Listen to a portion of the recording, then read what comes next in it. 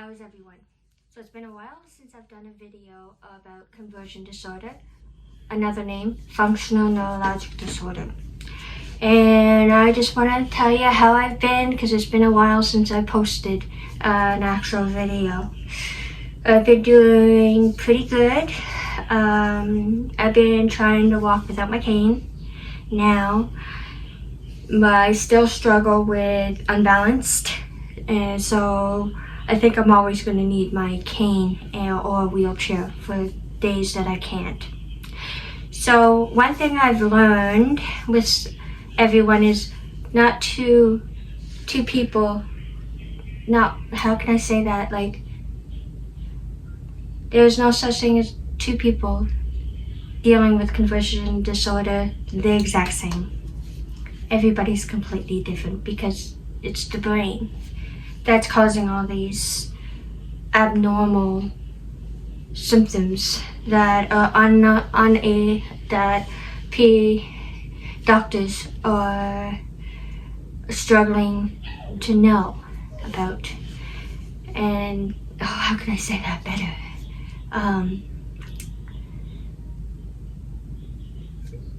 It's like an unknown cause, maybe, and maybe one day they will figure it out. Maybe it's deeper in the brain, but I can tell you for a fact, we do not make it up, because why would you want to make it up? If you make it up, then you're seriously crazy. Just saying, because this disorder is horrible. It mimics so many different diseases and everything, like strokes, MS, Parkinson's, and ALS. And in some cases, the symptoms that one person can have is all four of those symptoms. And that's awful. And functional neurological disorder can get as bad as you're in bed and you're bedridden with a feeding tube, or even worse. So people who's out there that don't quite understand what functional neurological disorder is, do your research before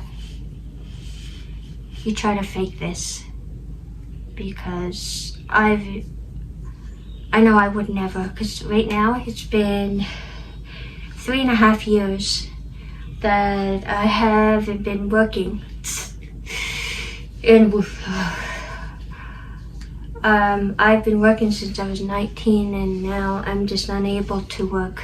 I also deal with heart disease, and so it's either me having a heart attack, or I just don't know how to deal with a new disorder of FND.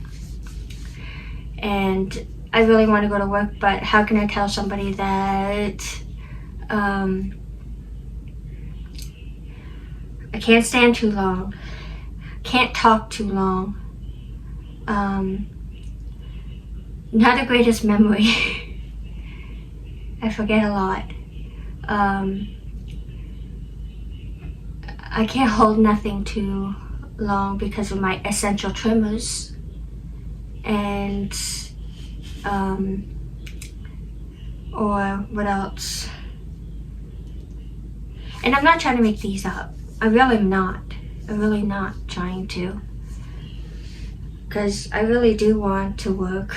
Like, I've had a heart disease all my life, and I've had like about 9 heart attacks maybe, or more. Also, in saying that, it's not a precise amount of heart attacks I have had. I've also had angina attacks, and I could work with that. sad to say, but I can work with having heart disease, but having a functional neurological disorder, I don't know. I just don't know, because I don't know when the next episode's gonna be. Like, I know there's some people what gets the episodes going is too much stress. So they could be out with a crowd of people and then suddenly end up having one of their episodes as bad as having a seizure. And that can be very, very scary. But for me to say, I deal with essential tremors all the time. If I talk too much, it just, everything gets too tight. And then I could start talking slowly.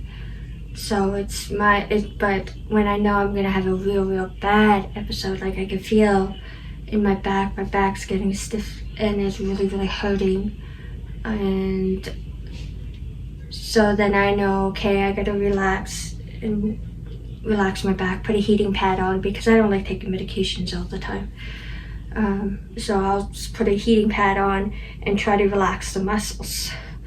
Or a spray that I could use for my back, or hot water, whatever, and do that. And this is what I mean by me talking a lot. It can get frustrating. And there was something I was going to say. Oh yes, I want to talk about non-epileptic seizures. I deal with that as well, as many people do. Like there's non-epileptic seizures, and then also I have absent seizures. Not so much. I've been learning how to control that. I've been learning how to control my non-epileptic seizures as well, but then there's times that I just can't do it anymore, because they told me to hold it in and not let it go. But sometimes you just need that huge release of your body's just needs a shake, which I'm going to show a little later. What I mean, it's just a release. It's not an attack or nothing, but yes, I'm going to have difficult talking and concentrating and all that, but I just want to show. But when someone goes into a non-epileptic seizure, the way I can describe, I can't describe for everybody. It's like you're in your body, obviously, and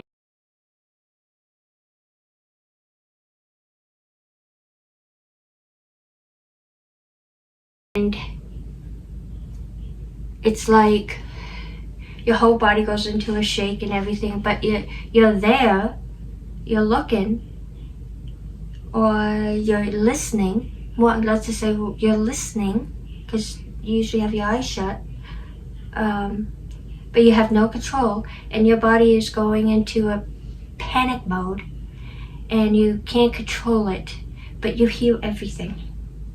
So it's basically, you're trapped in your body, inside your body, and you can't talk, you can't do anything. It's like being a prisoner inside your body.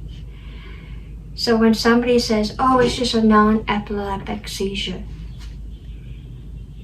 unless you go through it, it's the worst thing you could possibly deal with as well. Maybe not as bad as others, but then there's some that people will end up breaking their leg or hurting their back or whatever the issue is. The worst thing I've ever had is I pulled a muscle in my jaw, so I wasn't able to open it up for 2 weeks or a week, a couple days, and because of a certain matter that don't need to be discussed. And trying to eat and not able to open up. I didn't like it. So non-epileptic seizure is pretty bad when you're dealing with one and being trapped inside your body.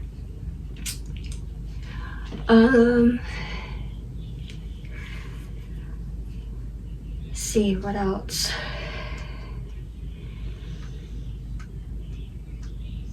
I think that's about it. Like I've said, I'd love to go to work. I think it's my anxiety I just don't know how to cope with it. Having heart disease only is easier to cope with it because I know what to expect. And yeah, and I'm glad that I'm able to share my story on YouTube and some on TikTok and some on Instagram and etc.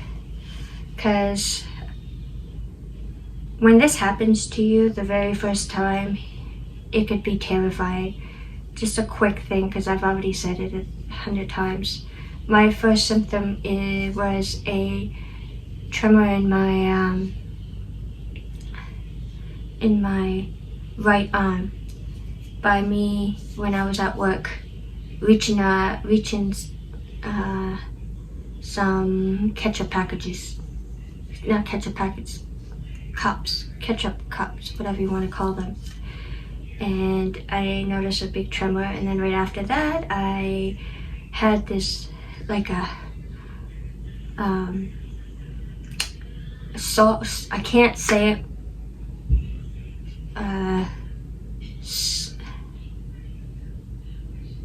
sulfur smell, nasty, and it stuck with me for a few days.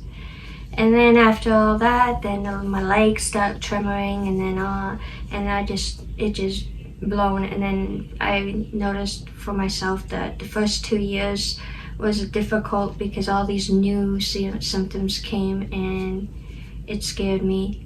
And this is why I am sharing my story from pretty much day one about functional neurological disorder, my story from day one. I'm just glad that I'm able to do that. And I want to thank all my subscribers. I seen that I'm at 336 subscribers. It's been 3 years and I'm very happy. Thank you for subscribing, and hopefully we'll get new subscribers. But if I don't really care if I get new ones or keep the same ones. If I'm able to help one person, I'm gonna be happy. I'm glad that I'm able to help someone. And also,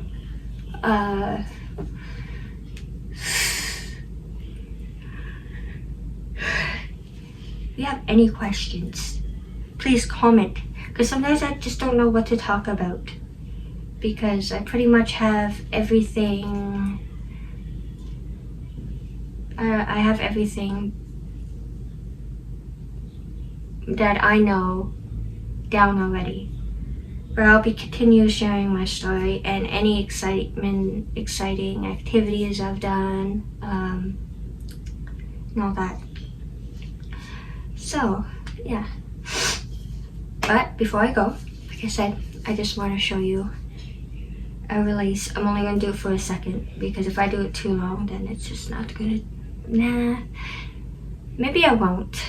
Maybe I'll set something off, and I really don't want to hurt my back. My back's already hurting me a lot.